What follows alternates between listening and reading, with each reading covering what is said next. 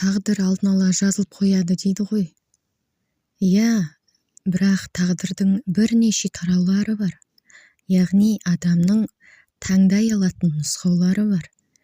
Жақсы тағдыр, күйінетін тағдыр, бақытты өмір сүретін тағдыр деген сияқты. Және де оны таңдайтын тек адамның өзі ғана.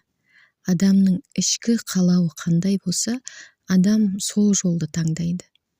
Егер де сіз жақсылықты қаласаңыз, сіз бәрібір жақсылықты ойлап, өмірде жақсы нәрселерді көзіңізге еліп, соған ілесесіз.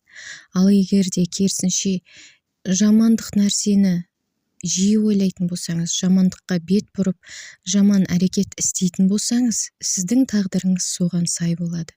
Сондықтан бұл өмірде тағдыры жазылды дегенмен де адамның әрқашан, әрбір сәтте өзінің таңдауы бар. Таңдауды дұрыс жасасаңыз, дұрыс бақытты өмір сүресіз.